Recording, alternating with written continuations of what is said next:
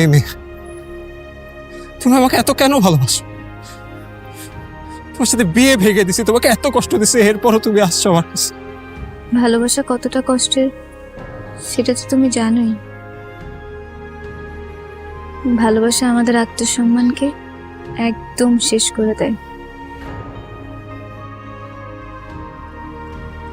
আমরা না বুঝি যে আমাদের আত্মসম্মানটা শেষ হয়ে যাচ্ছে, তাও তোয়াক্কা করি না।